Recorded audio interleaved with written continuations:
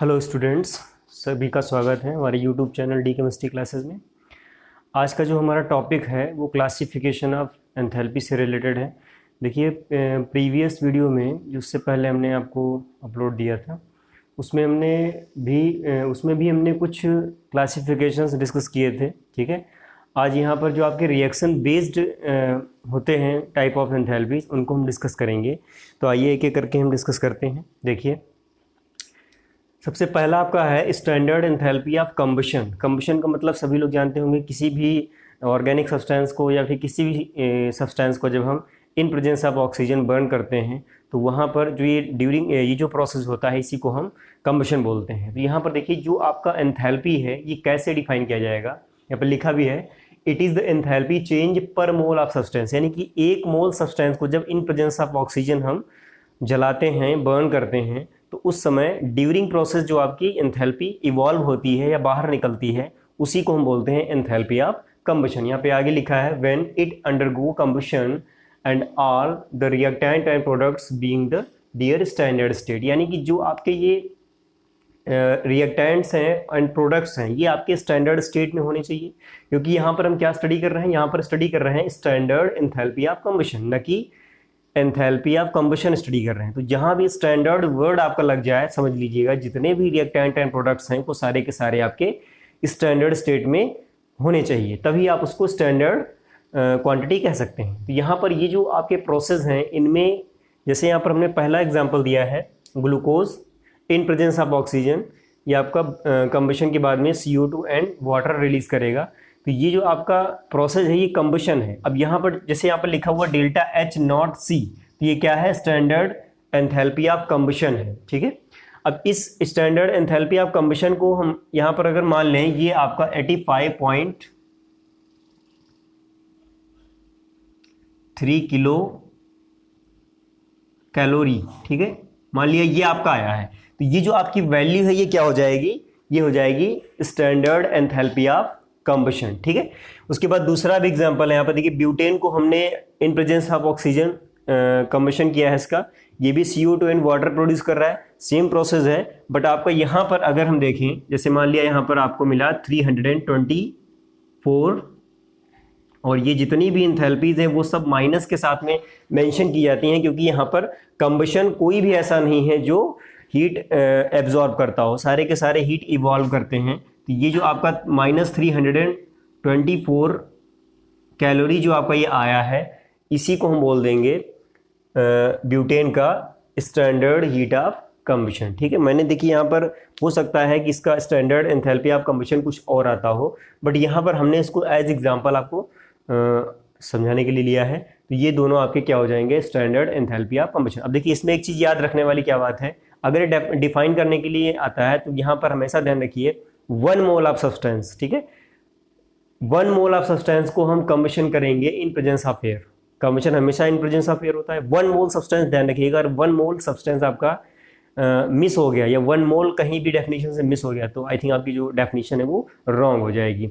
Second आपका है enthalpy of atomisation. ठीक है, यहाँ पर क्या है, यहाँ पर हम मॉलिक्यूल्स को क्या करेंगे, ब्रेक डाउन करेंगे एटम्स में, और इस तरह के जो प्रोसेस को इस तरह के जितने भी प्रोसेस हैं उनको हम एटमाइजेशन बोलते हैं। तो यहाँ देखिए एक मॉलिक्यूल, यहाँ पर ये जो आपकी एंथैल्पी ऑफ एटमाइजेशन है इसको डेल्टा HA से रिप्रेजेंट करेंगे, और इसका डेफिनेशन क्या हो जाएगा, it is the enthalpy change in breaking 1 mole of bond. ठीक है, कोई भी मॉलिक्यूल में 1 मोल ऑफ बॉन्ड को ब्रेक करने के लिए जो आपकी एंथैल्पी रिक्वायर्ड एंथैल्पी है उसी को हम बोलते हैं एंथैल्पी ऑफ एटमाइजेशन।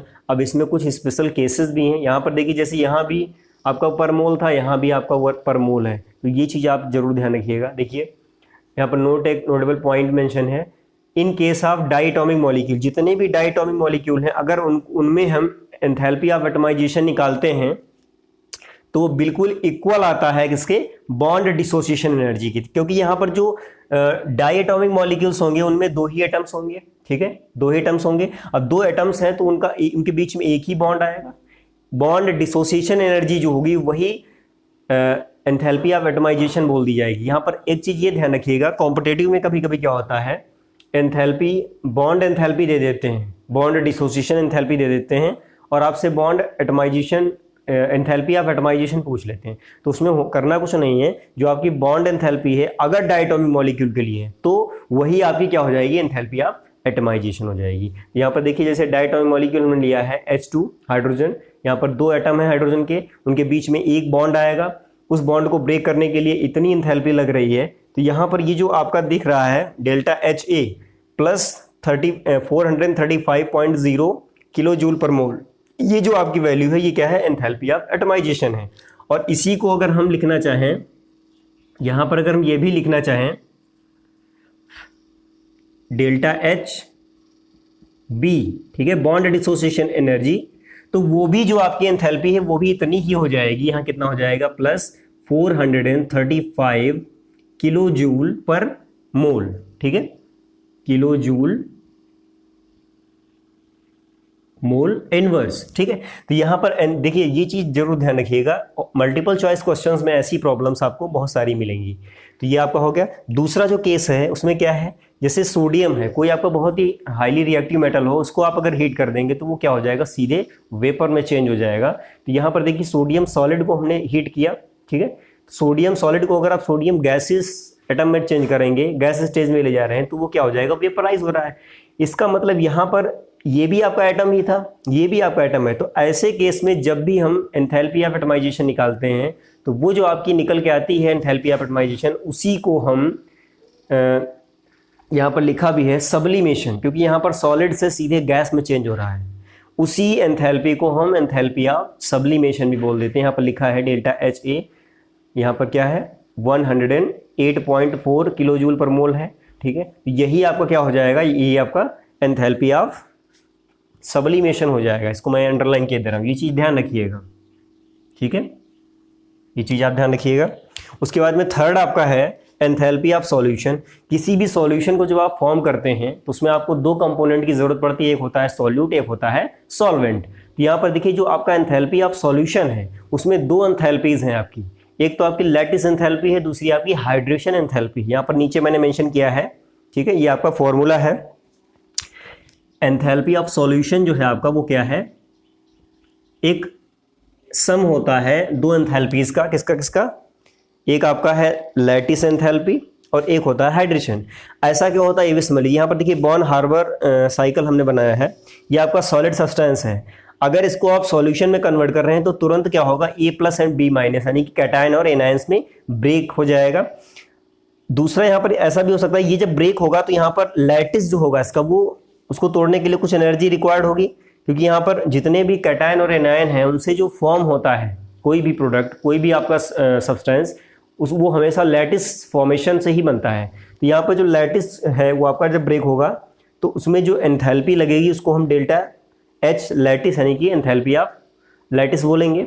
और दूसरा जो है जब इनको हाइड्रेशन करना होगा, क्योंकि सॉल्यूशन तभी बनेगा जब इन आयंस का हाइड्रेशन होगा, तो यहाँ पर हाइड्रेशन एंथैल्पी भी लगेगी। तो ओवरऑल जो आपका एंथैल्पी ऑफ सॉल्यूशन है वो enthalpy of lattice and enthalpy of hydration दोनों का एडिशन होता है। तो ये चीज़ आप ध्यान रखिएगा। मल्टीपल चॉइस के लिए ये जो हमने रेड मार्क किया हुआ है, इन चीज़ों को ध्यान रखिएगा। इनसे रिलेटेड छोटे छोटे जो आपके न्यूमेरिकल्स हैं या फिर थ्योरेटिकल बेस्ड क्वेश्चन हैं वो आपसे पूछे जाते हैं, तो इजी होते हैं। आप लोग इसलिए नहीं कर पाते क्योंकि ये चीज़ें आपको नहीं क्लियर होती हैं। तो ये जो आपके एंथैल्पी ऑफ रिएक्शन है, पहला हमने बताया आपको स्टैंडर्ड एंथैल्पी ऑफ कंबशन, दूसरा आपका एंथैल्पी ऑफ एटमाइजेशन और तीसरा आपका है एंथैल्पी ऑफ सॉल्यूशन। तो ये जो आपके 3 एंथैल्पी थे ये आपके on the basis of type of reactions थे। एक आपका रह गया है एंथैल्पी ऑफ न्यूट्रलाइजेशन, ठीक है, उसको हम नेक्स्ट वीडियो में डिस्कस करेंगे। तो आज के लिए इतना ही, मिलते हैं नेक्स्ट वीडियो में नेक्स्ट मैटर के साथ में। तब तक पढ़ते रहिए और हमारे चैनल को सब्सक्राइब करना ना भूलें, वीडियो को लाइक और शेयर जरूर करें।